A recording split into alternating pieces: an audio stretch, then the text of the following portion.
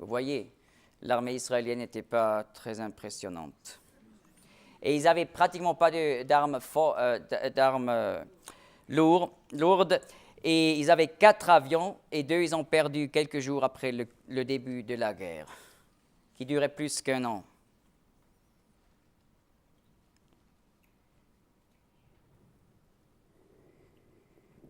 Et après 1 an, la nation avait survécu. 1949, armistice amené par l'ONU, juillet 1949. Mais le territoire national d'Israël est agrandi, comme vous pouvez voir maintenant sur la carte. Mais il faut bien faire attention de voir le fait que la Jordanie annexe la Cisjordanie avec Jérusalem-Est et le mont du Temple. Cela était bien sûr contre la volonté de l'ONU, c'était contre le droit international, mais ils l'ont quand même fait comme ça. Et maintenant, il faut bien faire attention, les Juifs qui avaient habité en Cisjordanie étaient massacrés dans cette guerre ou expulsés. Donc la Cisjordanie est devenue Judenrein, sans Juifs. Et vous voyez maintenant comme le territoire s'est agrandi par cette première guerre, où Israël est devenu finalement victorieux. Dans la période de 1933 jusqu'à 2003, nous avons la période de 70 ans d'immigration de millions de Juifs du monde entier. Et regardons principalement d'abord les années 1947 à 1952, donc autour de la fondation de l'État juif. Là, nous trouvons une immigration massive en provenance des pays européens et arabes. Ézéchiel 11, 17. C'est pourquoi, ainsi dit le Seigneur l'Éternel, aussi je vous rassemblerai d'entre les peuples, et je vous recueillerai des pays où vous êtes dispersés, et je vous donnerai la terre d'Israël.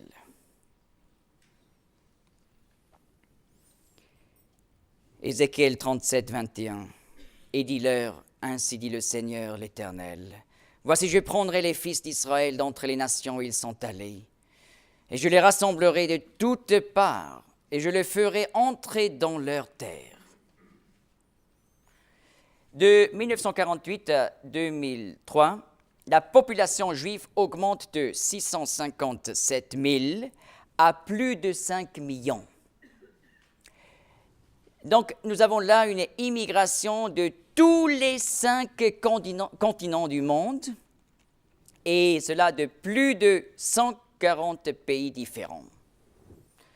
Je lis le psaume 107, versets 1 à 3. « Célébrez l'Éternel, car il est bon, car sa bonté demeure à toujours.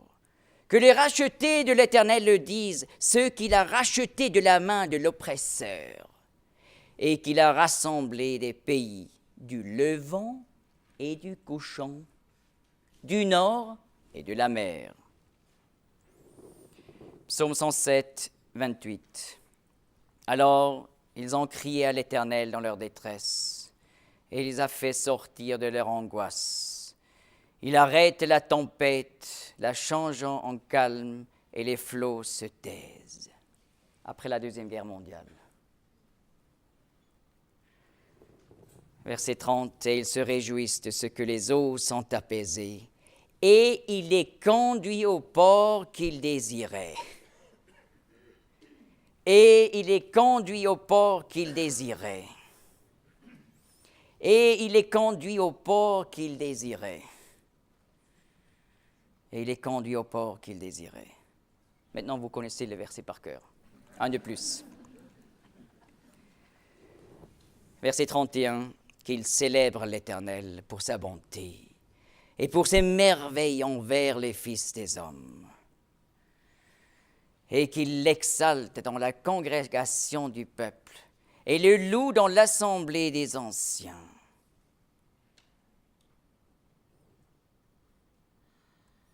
Psaume 147, 2. L'Éternel bâtit Jérusalem. Il rassemble les exilés d'Israël.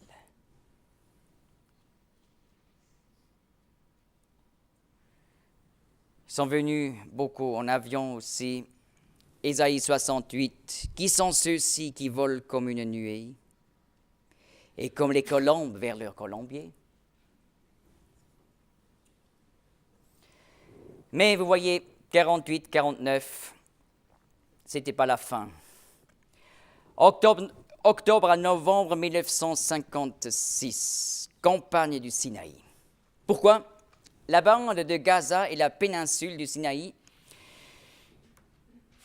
étaient conquises par Israël et cela a été une réponse en continuel attentat suicide des Fédayines. Alors on a conquis toute cette région. On a trouvé une liste avec tous les Fédayines futurs. On les a ramassés et puis ça a arrêté. Maintenant, vous comprenez ce qui s'est passé dans les mois passés. On a essayé de répéter cela. Parce que ça fonctionnait à l'époque.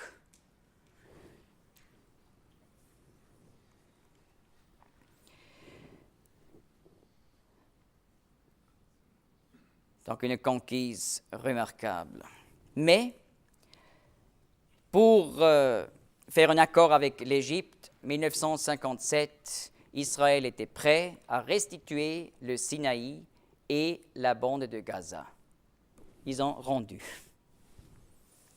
Est-ce que ça donne la paix maintenant?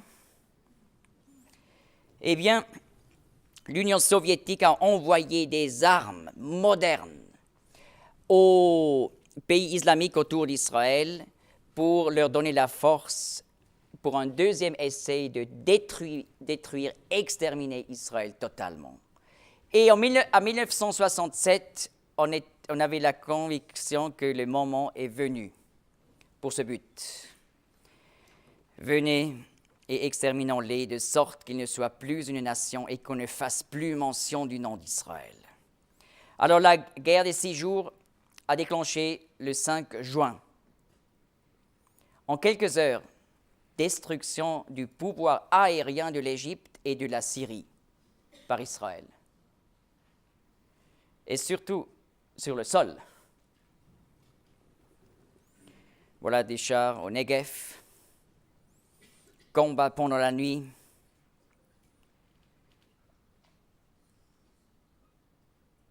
Au 3e jour, parce que la Jordanie a commencé la guerre depuis 100 francs, alors Israël avait exhorté le roi Hussein, « Si tu fais cela, tu subiras des conséquences terribles. » Il a quand même commencé à attaquer Israël depuis Jérusalem de l'Est. Alors, au 3e jour, un troupe israélien a reçu l'ordre conquête de Jérusalem-Est et du mont du Temple. Et voilà, il monte le mont du Temple. Après presque 2000 ans, le mont du Temple est de nouveau en main juive. Psaume 126, verset 1er. Quand l'Éternel rétablit le sort de Sion, nous étions comme ceux qui songent. Alors notre bouche fut remplie de rire et notre langue de chants de joie. Alors on dit parmi les nations, l'Éternel a fait de grandes choses pour ceux-ci. L'Éternel a fait de grandes choses pour nous. Nous en avons été réjouis. De retour au temple.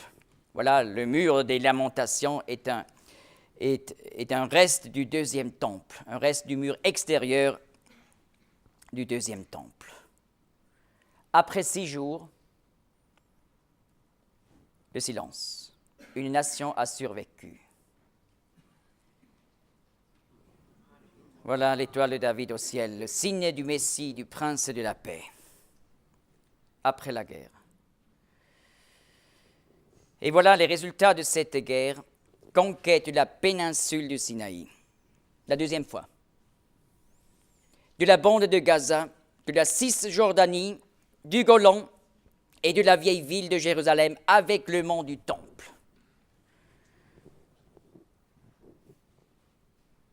Mais ce n'était pas la paix. 1968 à 70, guerre d'usure sur le canal de Suez. Donc un conflit continuel avec l'Égypte.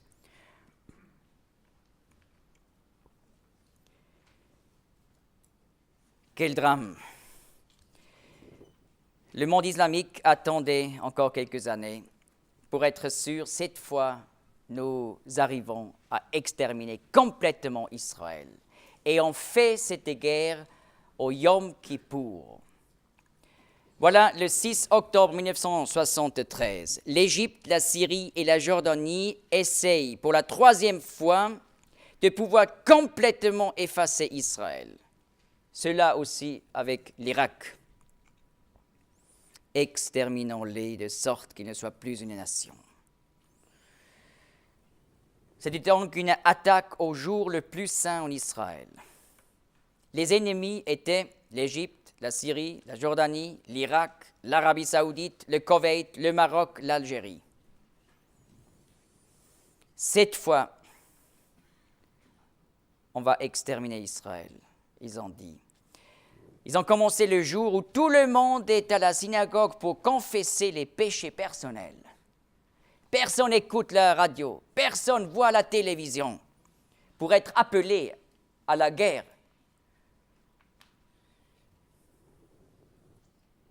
Pour mobiliser l'armée. Donc c'était une catastrophe pour Israël. C'était la pire guerre, une des pires guerres pour Israël. Donc la guerre avec le plus grand nombre de tués et de blessés. Finalement, Israël sort quand même comme vainqueur.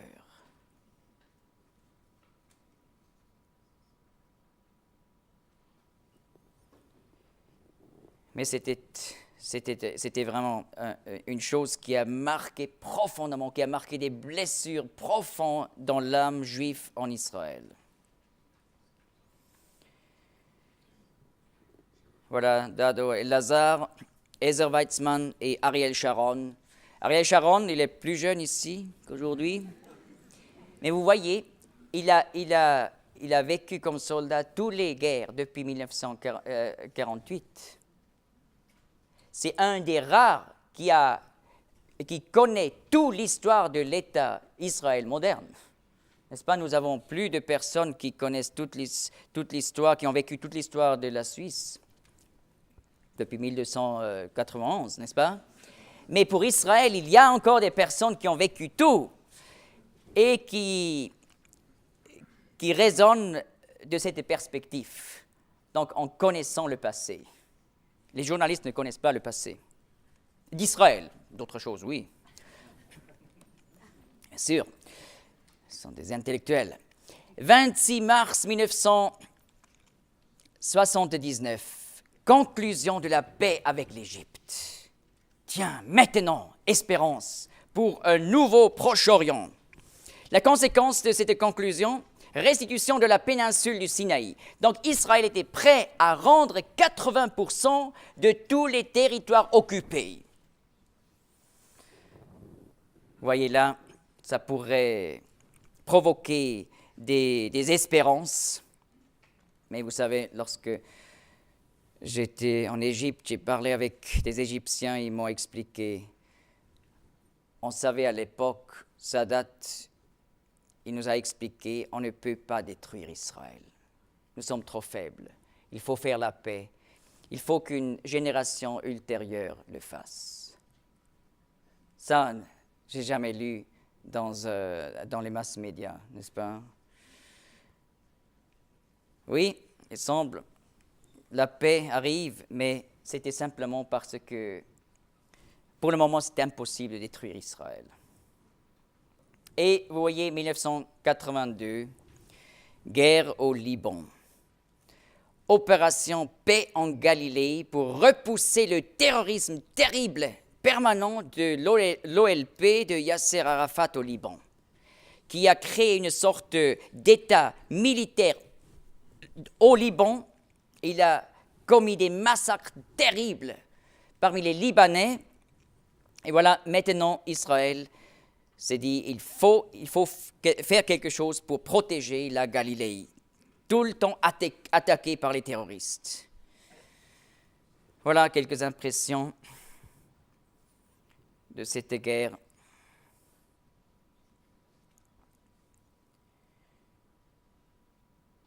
Est-ce qu'elle apportera la paix? Mais une chose remarquable, Israël a trouvé donc des endroits où on a caché des armes pour armer un demi-million de soldats. Mais est-ce que le Liban il a besoin de ça? Et on a trouvé des plans en russe pour attaquer Israël en août 1982. Alors ils sont entrés le Liban juste avant cette attaque prévue pour une armée d'un demi-million de personnes alliées avec la Russie, l'Union soviétique. Ça, on n'entend pas souvent, n'est-ce pas? Alors c'est curieux, pourquoi ils ne le disent pas? Mais ce n'était pas enfin la paix. Printemps 1990, Saddam Hussein donne la promesse irakienne de brûler Israël par des attaques chimiques. Et voilà, pendant la guerre du Golfe, il a fait 39 attaques par des missiles Scud sur Israël. Et en tout, il a envoyé 41 missiles Scud, mais 2 sont tombés dans les territoires où il y avait les Palestiniens.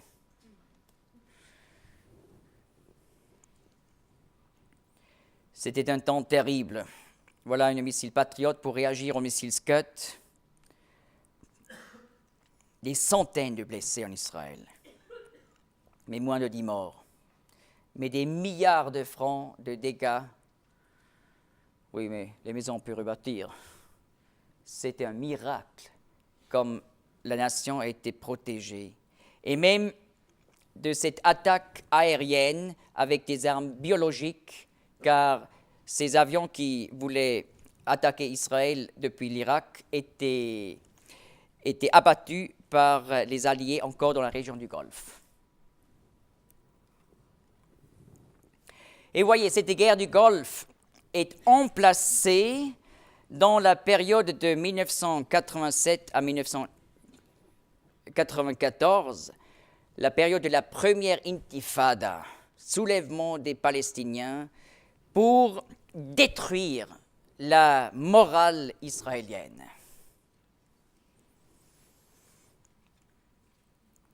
Là, ils ont battu encore beaucoup de fois, ou très souvent avec des pierres. Maintenant, dans la deuxième intifada, ça a bien changé.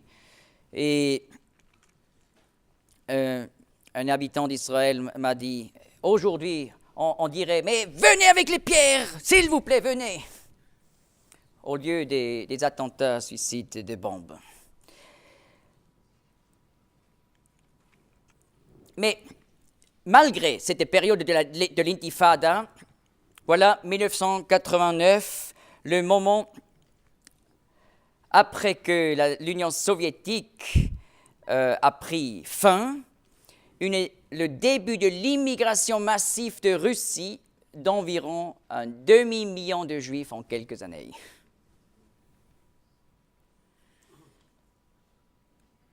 Maintenant, chaque 10e Juif en Israël parle le russe. Voilà, 13 septembre 1993, conclusion de la paix avec l'OLP. Cette fois-ci, la paix va arriver. Alors, le monde était enthousiaste, en tout cas les masses médias. Israël était prêt de plus en plus de laisser devenir autonome des territoires occupés ou contestés. Chose inimaginable. Yasser Arafat, un terroriste qui a tué des milliers de personnes, fait maintenant la paix avec Israël. Incroyable. Mais pourquoi il a fait ça? Il a expliqué très peu de temps après dans une mosquée en Afrique du Sud. Il a expliqué, j'ai fait avec Israël une paix kouraïchite. Qu'est-ce que c'est? Ah, la paix kouraïchite, c'est la paix que Mohammed a fait avec la Mecque lorsqu'il ne voulait pas devenir des musulmans. Et il était incapable, trop faible pour conquérir la Mecque. Donc il a fait une conclusion de paix avec les kouraïchites de la Mecque pour 10 ans. Après 1 an, il a réalisé, je suis assez fort, il a rompu la conclusion et il a conquis la Mecque. Donc une paix kouraïchite est une paix pour retrouver les forces avec le but de finalement abattre l'ennemi. Une fois avec un juif israélien qui a passé le temps des nazis, donc qui a vu vraiment l'histoire, mais c'est un homme qui ne croit pas à la Bible, etc. Alors, j'ai parlé avec lui et j'ai dit, mais vous savez ce que Yasser Arafat dit? Bien sûr, il savait. Il a dit, mais vous savez, il doit parler comme ça pour les musulmans, mais il pense différemment dans son cœur. Alors maintenant, nous le savons que ce n'était pas du tout comme ça, mais il a suivi exactement l'enseignement traditionnel islamique. Tiens, 26 octobre 1994, conclusion de la paix avec la Jordanie. Voilà le roi Hussein qui a fait des guerres d'existence contre Israël. Il est toujours présenté comme un ancien ami d'Israël. Le roi Hussein, Clinton et Rabin. Conclusion de la paix avec la Jordanie. Vraiment, un nouveau Proche-Orient qui sort maintenant de toutes ces guerres d'existence. Maintenant, nous faisons une petite pause. Stéphane, tu voulais encore annoncer quelque chose? Il faudrait d'abord.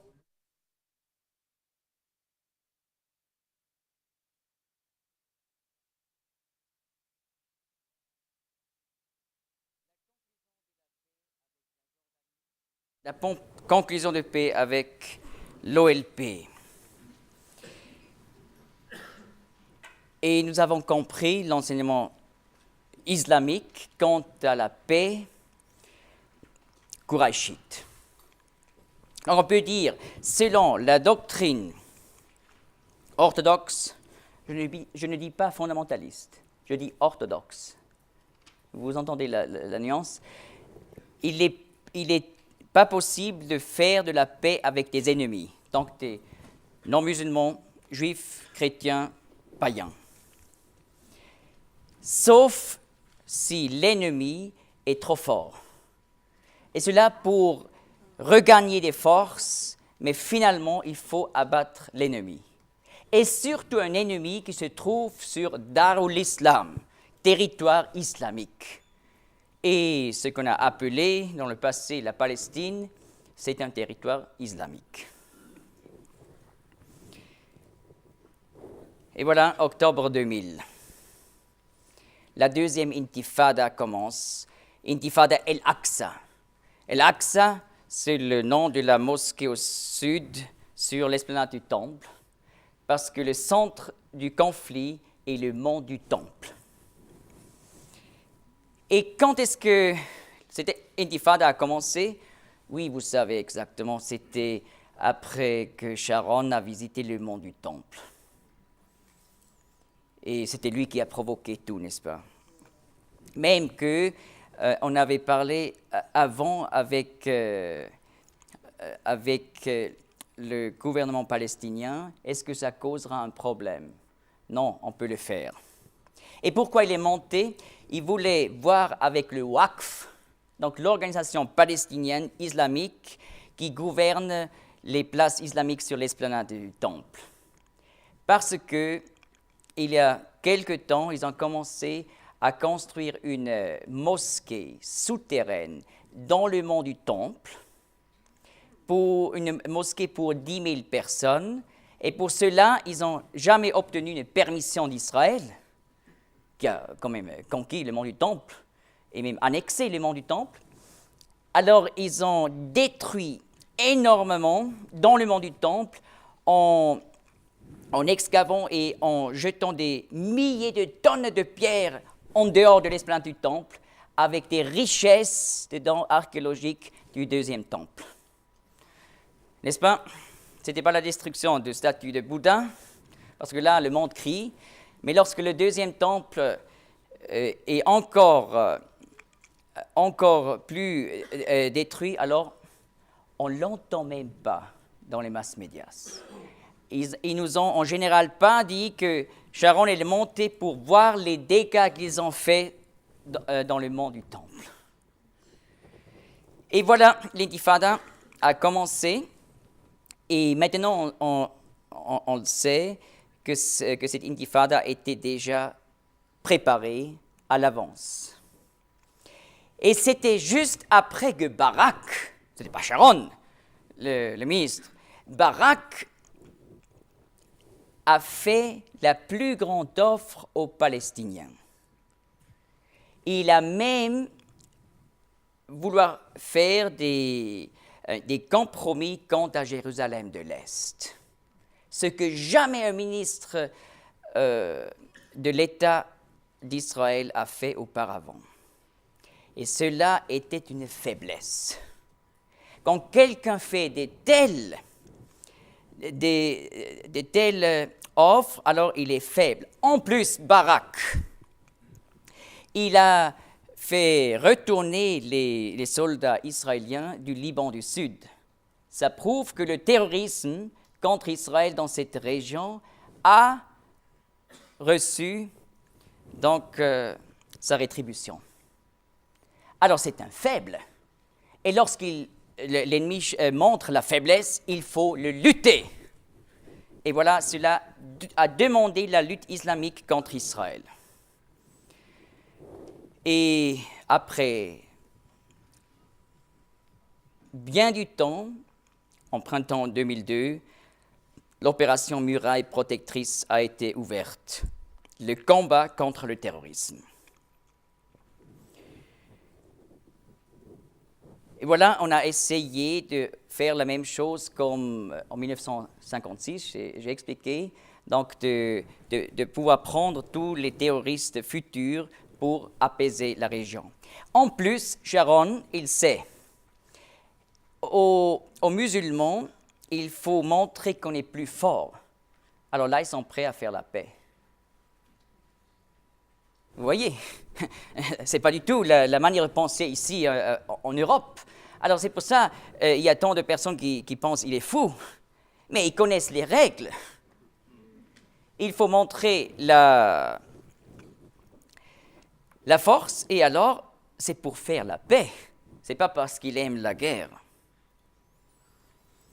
Le but des ennemis est clairement déclaré au psaume 83, 1 à 8. Ô Dieu, ne garde pas le silence, ne te tais pas et ne te tiens pas tranquille, ô Dieu, car voici tes ennemis s'agitent et ceux qui te haïssent lèvent la tête. Ils trament avec astuce des complots contre ton peuple et ils consultent contre tes fidèles cachés.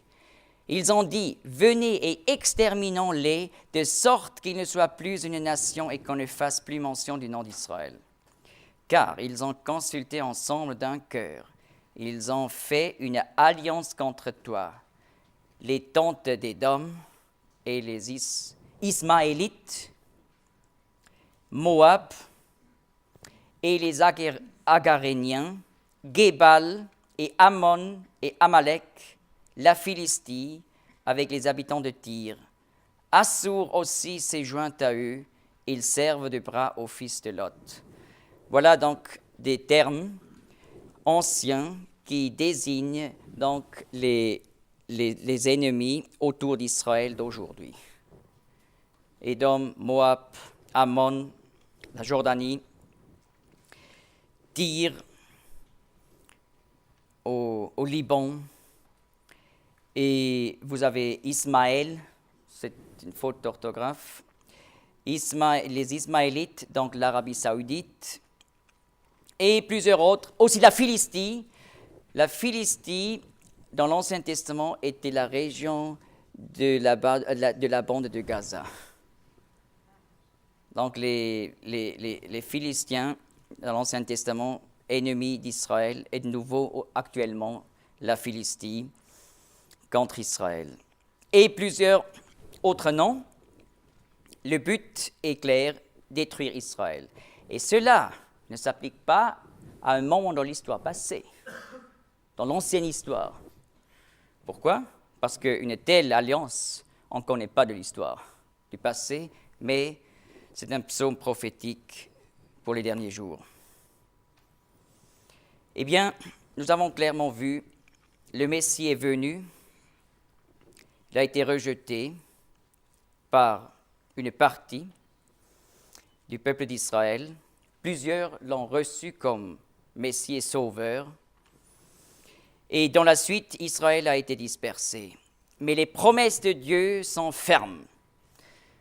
À la fin des jours, ils vont retourner à l'époque où le Messie reviendra. Plus comme la première fois, comme sauveur du monde, mais comme un juge du monde. Et cela nous montre clairement dans quelle époque de l'histoire nous nous trouvons actuellement. Nous nous trouvons avant la venue du Seigneur Jésus-Christ pour apporter de l'ordre dans ce monde. Mais il viendra comme juge. Et je pose la question pour chacun de nous. Est-ce que nous pourrions rencontrer le Seigneur Jésus comme juge? Je n'ai plus peur de le rencontrer comme juge. Vous savez pourquoi?